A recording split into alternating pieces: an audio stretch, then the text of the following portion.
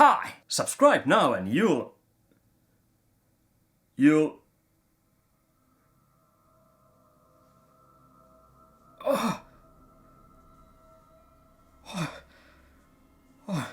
Sorry about this. I think I need to take a shit.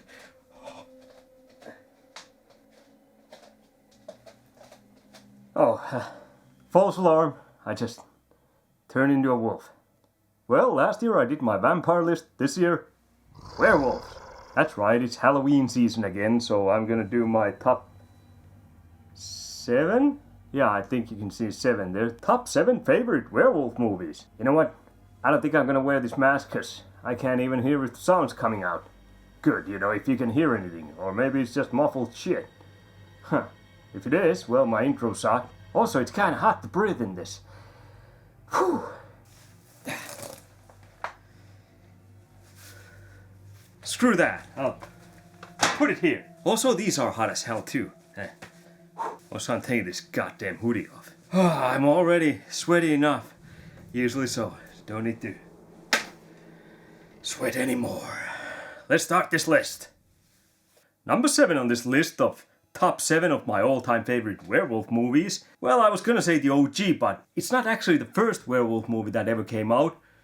But close enough. 1941, The Wolfman. Actually, there's at least 2 werewolf movies that came before this one. Oh, by the way, I have Monsters The Essential Collection, so this is not The Wolfman or just The Wolfman. This one has The Wolfman, but also Dracula, Frankenstein, Mummy, Invisible Man, The Bride of Frankenstein, Phantom of the Opera, and Creature from the Black Lagoon. So, pretty goddamn solid collection. I love all these movies. These are great. But we're here to talk about The Wolfman, and there he is, in case you missed it.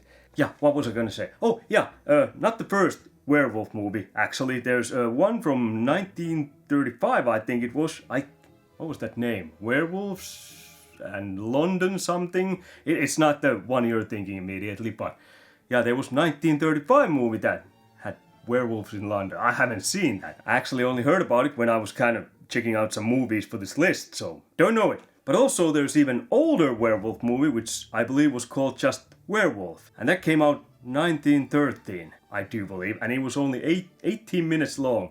And it was about some Navajo Indian girl who turns into a wolf. But the problem with that movie is that you can't see it anywhere these days. It's gone, lost. It's impossible to see that anymore. But yeah, Wolfman, 1941. That's kind of, for me, that's kind of the original werewolf story.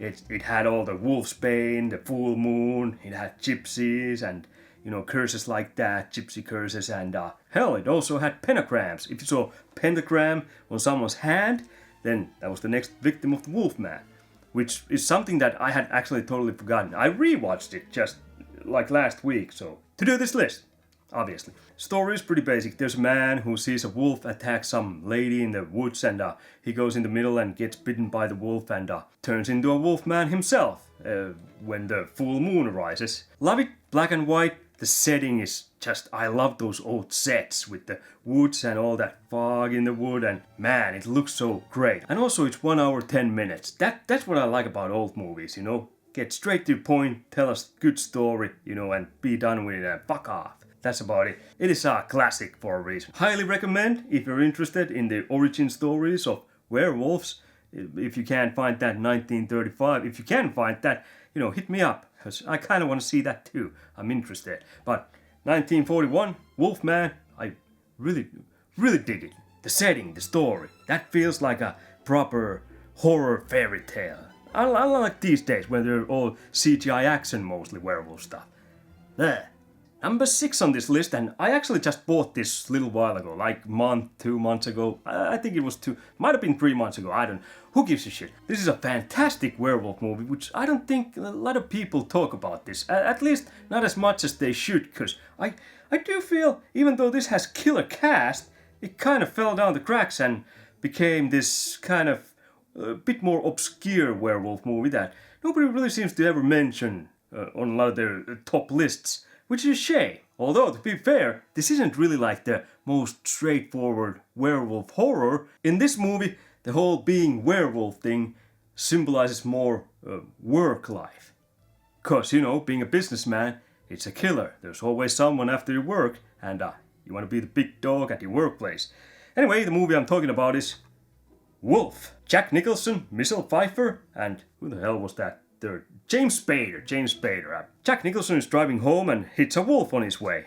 So obviously he goes and checks the wolf because he's stupid. You should call the authorities to check out, dangerous animals like wolf. I'm not saying wolves are dangerous, but they don't really attack that often. But still, wolf, the furry bastard is still alive and bites Nicholson. Kind of similar setting than the Wolfman. I like that I can see the influences of classic there. Jack Nicholson slowly starts to turn into wolf, more and more, or gain more wolf-like attributes. And, there's still time for the next full moon, so it doesn't, go... It doesn't have the most werewolf action in itself, really. It's more about Jack Nicholson being at a workplace. I can't fucking remember, was he like architect or something like that? I don't remember, but one of those, where you step on other people to get higher up places. So there's a younger guy played by James Spader he really wants the job that Jack Nicholson has, so he'll do anything. So it's kind of territorial battle, so that's where the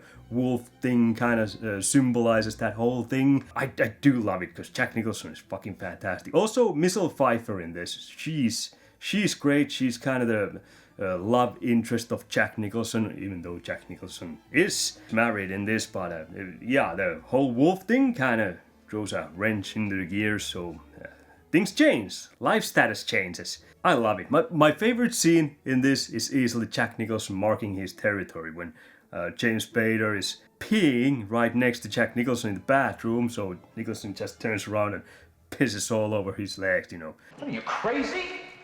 No. Just marking my territory. If you're looking for a werewolf movie where the werewolf goes on a rampage and just kills a bunch of people, this is not it. It takes a kind of unique approach to the whole werewolf thing. But highly recommended. It's fucking fantastic. Wolf. Nicholson. Pfeiffer. Spader. Number 5 spot, and if the wolf symbolized or used werewolves to symbolize their kind of work life and getting ahead in that world, well, this next one uses werewolves to symbolize becoming a woman, pretty much, kind of a teenager hitting puberty type of stuff. It's symbolism to those changes in this one, and this is fucking fantastic. I love this. Ginger Snaps. In Ginger Snaps, you got 2 sisters who are really into horror movies and horror stuff. They take pictures of, they kind of fake these situations where someone's dead and take pictures of that. A creepy hobby for 2 teenage girls, I know. Anyway, one night they're taking their photos and shit. Surprise, surprise, they get attacked, and the other sister actually gets bitten. Now again, just like the wolf, this kind of follows the slow turn into becoming a wolf, except in this one, it's the girl who gets bitten, Ginger, is 16. The sister, Brigitte, is 15. It's around the time when puberty hits, so it kind of goes through those growing pains when you're becoming a woman. You get your periods, and I was gonna say hair starts to grow into weird places, but well, I don't know how it goes. Well, I mean pubes, I guess. I don't fucking know, but they ain't getting any facial hairs. Well, the sister kind of gets it, at least towards the end. Just, becoming a wolf and all. It takes place in a high school setting. You have those certain groups in every fucking movie when there's a high school. Someone's always bullying someone, and the sisters are kind of being bullied. But after Ginger gets bitten and starts turning, the tables turn.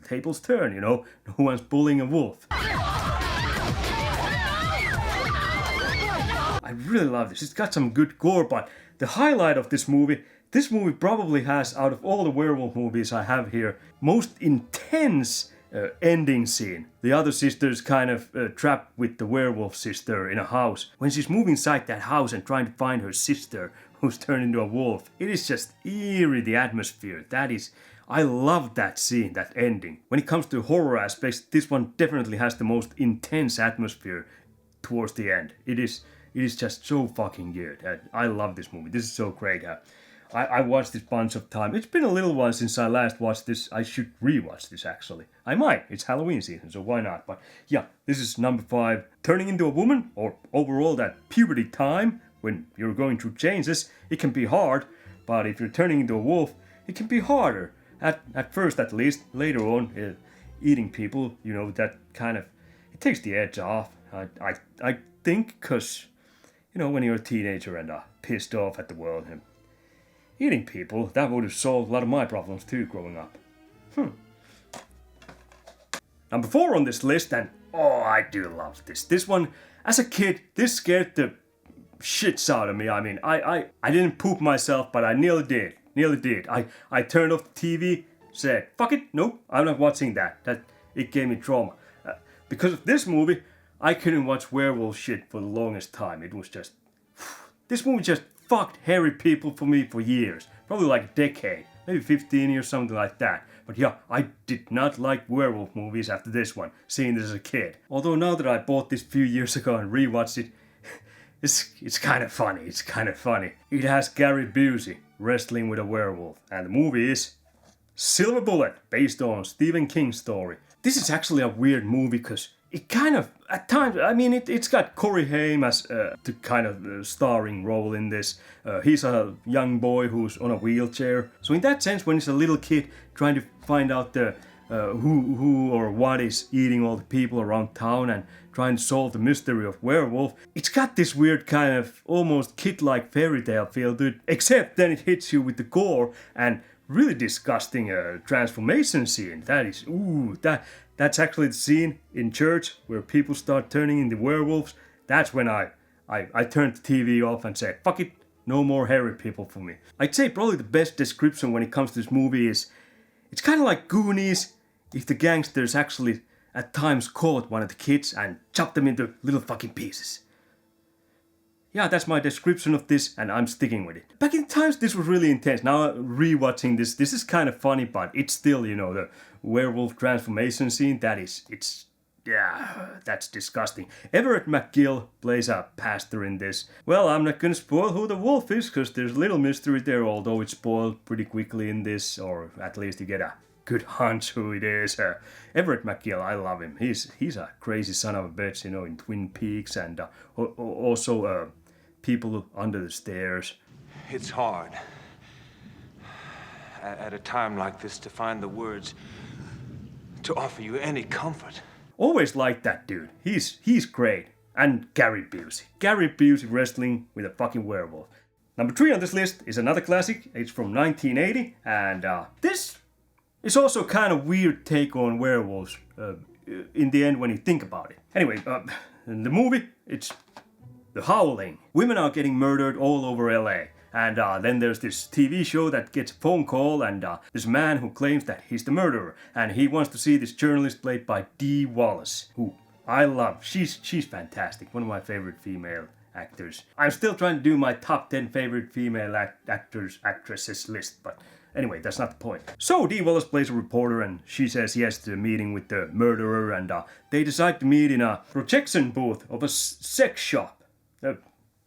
Sure, why not? You know, go in there with a murderer. That sounds safe. Anyway, things get hairy and cops come in and shoot the murderer. Dee Wallace's character obviously gets traumatized, so she and her husband decide to take some vacation in this private clinic in the middle of nowhere, and son of a bitch, turns out there's a lot of hairy people in there, in that clinic. Jesus Christ, there's well, that's not a spider, that's one of those, what is Daddy Long Legs? You know, the little thing with long fucking legs crawling all over my floor. Fits for Halloween themed video. I wonder if my cats want to eat it. I don't know. Well, it's his lucky day. I'm doing video. Anyway, there's people dying near the clinic, and who could it be? And that's what Dee Wallace's character is trying to find out.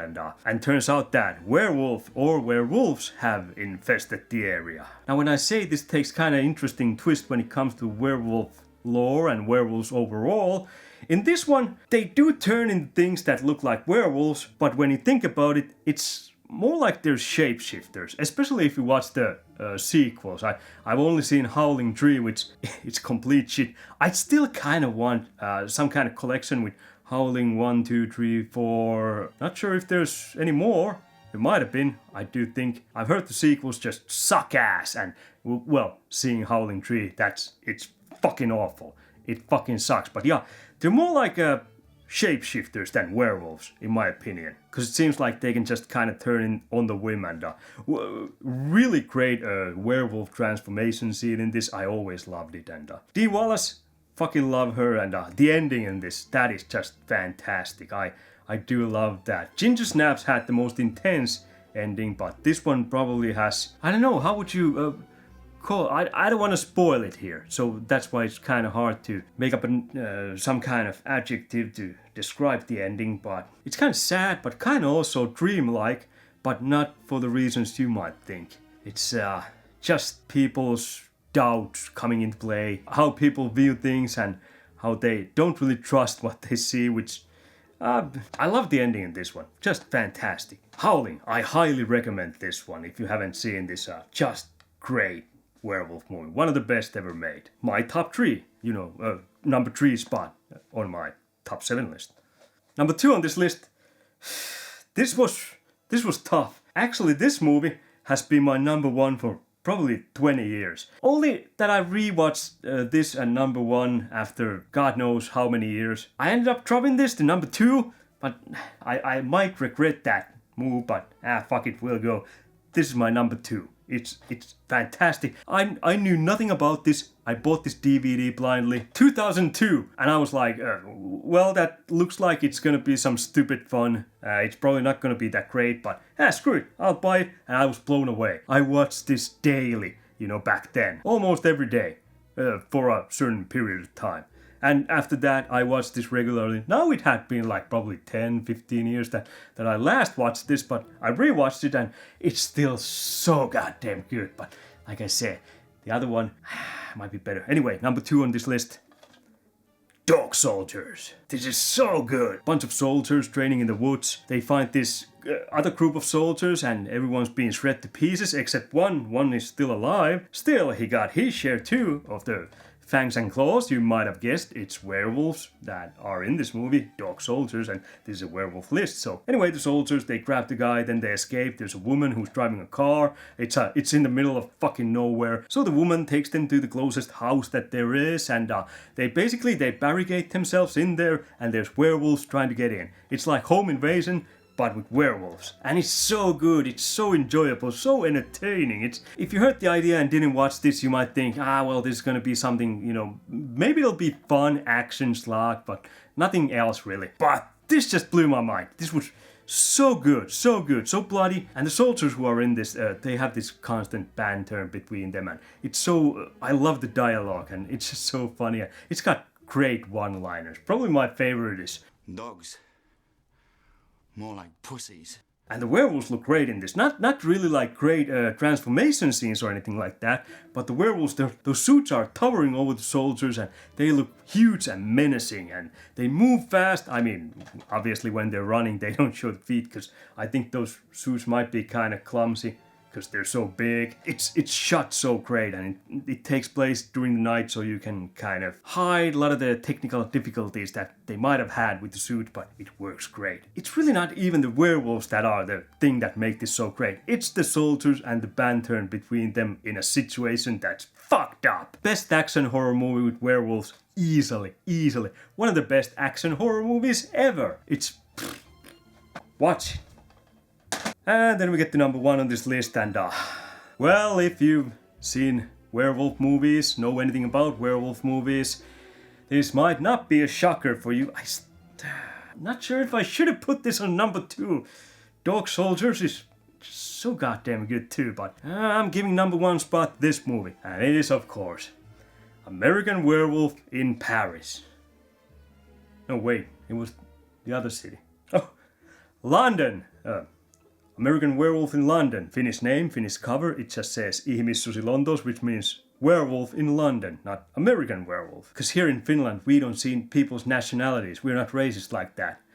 Unless you're Swedish, then fuck off. I'm kidding. Swedes are okay too. At least Dolph Lundgren and Peter Stormare.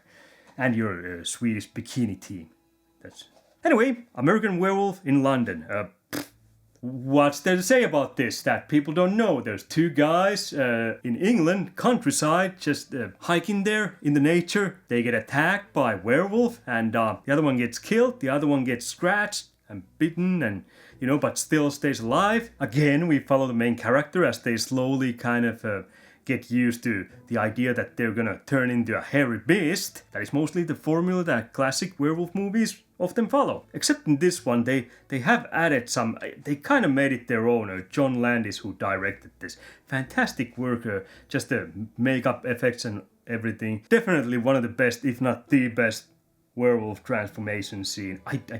You know what? I kind of do like the Howling too. That was gruesome. And Silver Bullet. Silver Bullet is just so funny movie, so it's kind of hard to take it seriously these days, the transformation scene. But it's still, this is still better. Even I have to say that. Anyone who knows anything about werewolf movies knows this pretty much. The main character sees all these dead people that the werewolf has killed, or he sees his friend, and then he sees all the people that he kills during this movie. And it's got some humor in it, and it's just really I wouldn't say this is still like horror comedy. It's horror, but it's got comedic undertones, more like that. It is just really fun movie. When people praise this movie, every praise is well deserved. Just the transformation scene, the kind of comedic undertone that gives this kind of lighter atmosphere at times. A naked American man stole my balloon. But then there's also like the ending is just kind of in your face. So quick when it happens, it just hits you and then boom, the movie is over. I do love that. And also this one has probably the coolest scene ever. Everyone probably knows the subway scene when they show the camera from up and there's the guy and the werewolf just slowly coming from the top of the screen. That looks so damn good. It's so good. I fucking love that. Yeah, I really don't know what else to say about this because I think everyone just knows this so well. If you don't know this, watch it. It'll blow your mind. Probably if you're into werewolf stuff. Yeah, and even if you're not, this one actually has the kind of comedic undertones and just those kind of ghouls of the dead people coming and just chatting with the main character, and every time they're more and more decomposed. It is a perfect werewolf movie, just like Dog Soldiers. Well, okay, Dog Soldiers, it might not be perfect. That's kind of rough around the edges, but I like that type too. So sometimes perfection can be really boring, but in this case, it's not. It's a fantastic movie. I got nothing else. I'm gonna quit this. Hope you like the werewolf movies. What are your favorite werewolf movies? Was there something I didn't list here? Don't say the new Werewolves. I watched that. It's stupid. Okay, it's watchable once, It's kind of funny, where there's supermoon and everyone turns into werewolf with Frank Grillo. It's a stupid action movie. I enjoyed it once and I'm not gonna watch it again. And if there's ever gonna be a sequel, I might watch it while I'm hungover and nothing more. These days, werewolves, they're more action-oriented a lot of times, and also it's always CGI, the transformation scene. That's I don't like that. I don't. The CGI werewolf turn, like Underworld movies. My God, the crappiest werewolf transformations ever. That's pure CGI. It's I'm hairy. Not good, not good. I hate it. Oh, one honorable mention here.